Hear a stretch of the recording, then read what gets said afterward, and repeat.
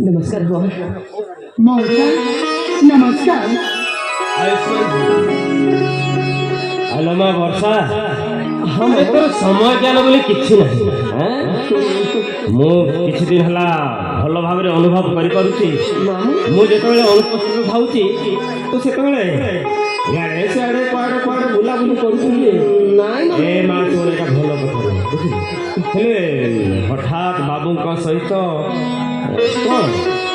मत कहीं बाबू को चिन्ह पारले बाबू जन किए मामू तुम कागरे कहलथिली सेई पहाड़ ऊपर खसी पड़ी मुंडा फाटी रक्त जाको मु साहाଯ୍ୟ कर नथिली ये होचंती सेई श्रावण बाबू ओहो अच्छा अच्छा अच्छा बुझिले ए जो कहउथुलो पहाड़ ऊपर बाबू जनक कोन खसी पड़ीथिले जुड़ुबुड़ू अवस्था रक्त जुड़ुबुड़ू अवस्था कोन सेवा करथिलो आ भलो कलो ए बाबू जनक जदी नेइछु बहुत भलो करिथिर मा बहुत चले मामू मु कहथि बाबू के सहित तुम तुम बसी कथबार्ता हो निश्चय लो ए बाबू जनक जेतेबेले आम घर को आइसंते मु कथबार्ता नहीं कर एमिति बसी रही नहीं नहीं कथि से नो मु कहबो कि जाति कि कोन बाबू के पई कोन किछि का नेक्स्ट ए बोलिया अल्लाह अल्लाह सरबत बोले पूरा मीठा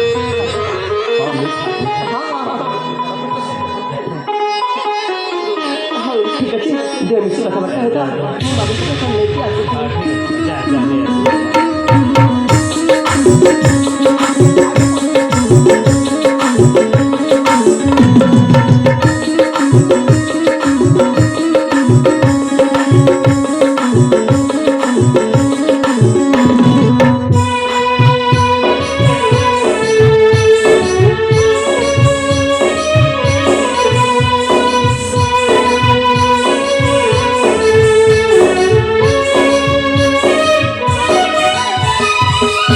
बाबू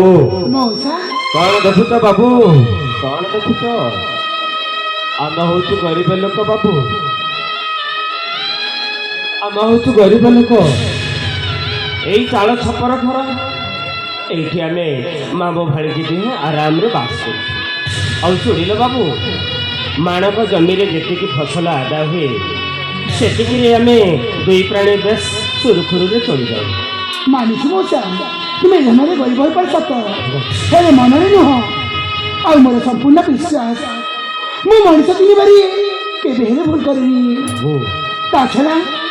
तुम्हें नीति आदर्शर कर बारे केवे हेले अवहेला करना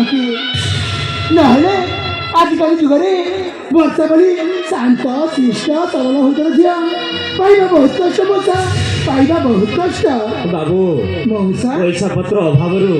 भाणीजी के मोर उच्च शिक्षित कर पारे गाँ प्राथमिक विद्यालय से पाठ पढ़ा सरीगला सबुदिन पढ़ारे दौरी बांधे बाबू संस्कार ज्ञान यथेष्ट देइछि बाबू संस्कार ज्ञान ताको यथेष्ट देइछि एई जेमती आम ओडिया संस्कृति ओडिया परंपरा नीति संज बेले तुलसी मूल संज दीप दिए भागवतर विधाड़ी मत शुणाए बुझिले बाबू भारी परोपकारी झीटाए कहार दुख देखिले से सही पारे ना बाबू जमारू भी से सही पारे ना से परा आम गाँव में वर्षा को समस्त ढेर प्रशंसा करती आती भरोसा मो भाणीजी उपर अच्छी बाबू बुझिले श्रावण बाबू मौसा नियंतु सर्वत का पी दियंतु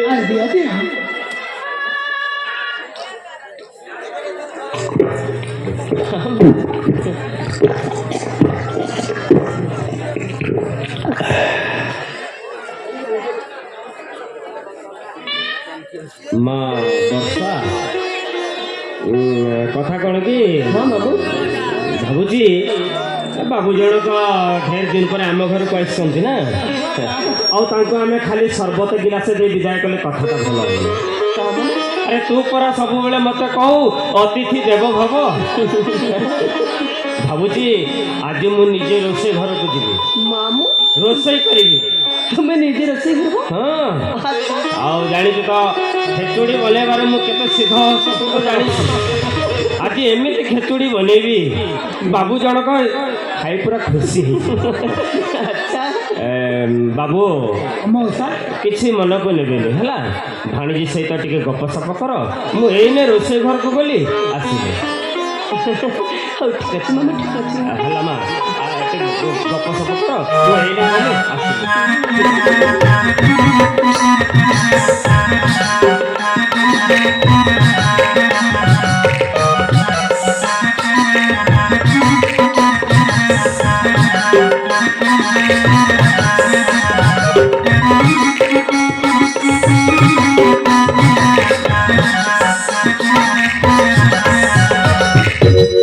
सातरी वर्षा अरे तुम्हें मामू तो ना अरे भारी भल लोक श्रावण वर्षा ए दुनिया रे एमती भल लोक अछंती बोली आज मु ठीक अनुभव कर परछि अच्छा हेले वर्षा हाँ हाँ अरे समय का अनेक हेलानी एथरे मते विदाय दिया श्रावण बाबू वर्षा तुम्हें कौन सत्य चले जीव ना कौन अरे हाँ हाँ नहीं नहीं सेमती जबार छुआनु मामू तारा कहते कौन खाई जीवाई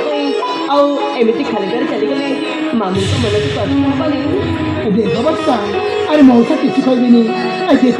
समयटा पूरा अनेक हेलानी ए अरे मु जीवा पूर्व तुमको गोटे कथा कहବାକୁ चाहूଛି ଶ୍ରାବଣ ବାବୁ କହିବି ନା କଣ କହିବାକୁ ଚାହୁଁଛନ୍ତି वर्षा अरे तुम्हें जीवन आज तुम घर को नहीं आस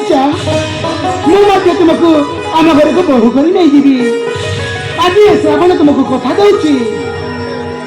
କଥା ଦଉଛି ଏ ଦୁଇଟି ଶବ୍ଦକୁ ପୁଞ୍ଜି କରି ଅପେକ୍ଷା କରି ଚାହିଁ ରହିଥିବା ବେଳେ ବାବୁ ବାବୁ ମୁଁ ଠକିଯିବି ତ अरे नहीं नहीं एमती आशंका मन धरवा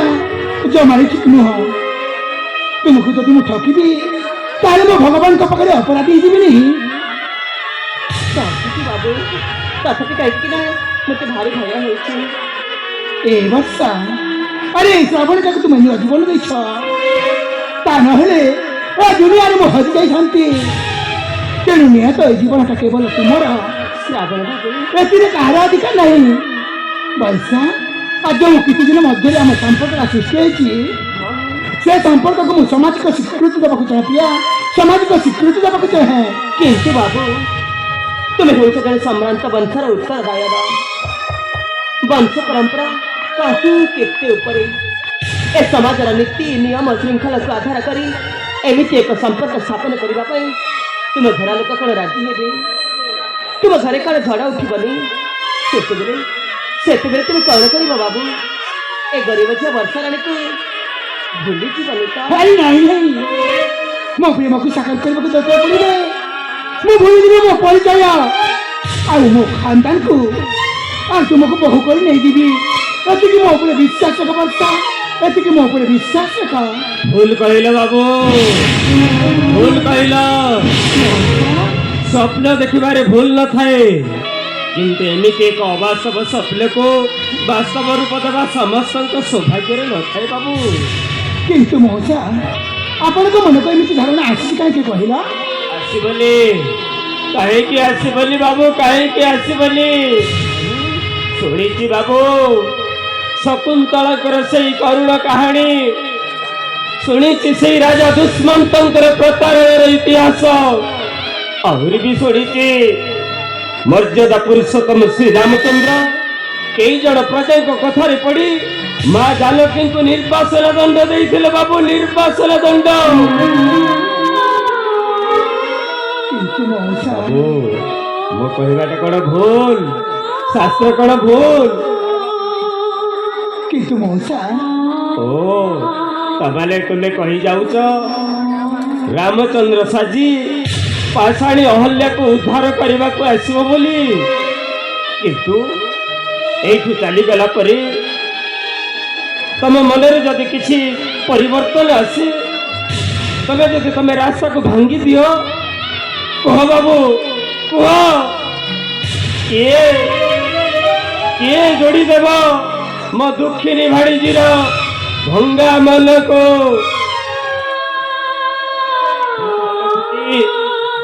ଯେଉଁ ମନକୁ କି ସେ ତୁମ ପାଖରେ ବନ୍ଧା ପକାଇଛି ବାବୁ, ବନ୍ଧା ପକାଇଛି। କିଏ ପୋଛି ଦେବ ମୋ ଭାଣିଜୀ ବର୍ଷାର ଆଖିର ଲୁହକୁ, ଯେଉଁ ଲୁହ କି ଶ୍ରାବଣର ବର୍ଷା ପରି ଝରି ପଡିଥିବ ବାବୁ? କୁହ ବାବୁ, ନୀରବ କାହିଁକି? ହଉ ହଉ ମାମୁଁ, ତୁମେ ସେମିତି କହି ମୋ ଆଶା ଭରସାକୁ ଭାଙ୍ଗି ରଚି ଚୁରମାର କରିଦିଅନି। ଆରେ ମା ବର୍ଷା, ବାବୁ ଜଣେ କହୁଛନ୍ତି ଭାରି ଭଲ ଲୋକ। ବାବୁଙ୍କ ଭଳି ମଣିଷକୁ ଅବିଶ୍ୱାସ କରିବା ମାନେ ନିଜେ ନିଜକୁ ଅବିଶ୍ୱାସ କରିବା। ବାବୁଙ୍କ ଭଳି ଭଲ ମଣିଷକୁ ସନ୍ଦେହ କରିବାର ଅର୍ଥ ନିଜେ ନିଜକୁ ପାପ ସୃଷ୍ଟି କରିବା। ଆରେ ମା,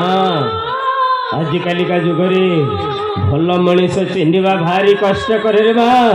ନାଇଁ ମାମୁଁ, ତୁମେ ମାନେ ପିଲା ଲୋକ, ଏଇ ସଂସାର ବିଷୟରେ ତମର ସେମିତି ଧାରଣା ନାହିଁ ରେ ମା, ବୁଝିଲୁ? ଧାରଣା ନାହିଁ।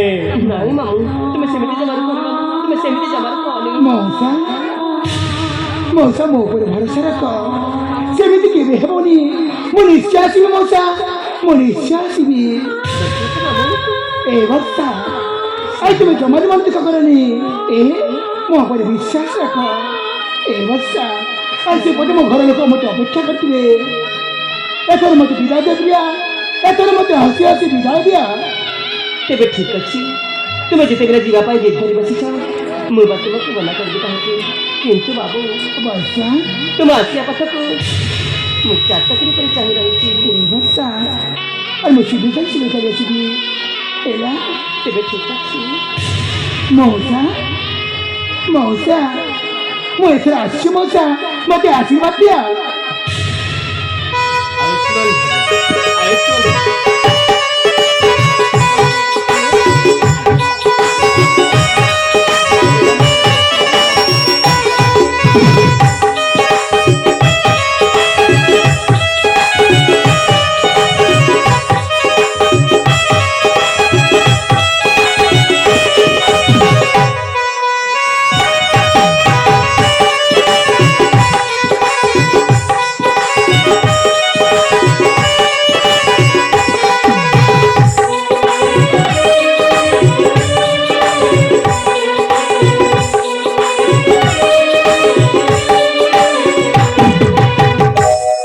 ଛାଡ଼ିଦେଲୁ?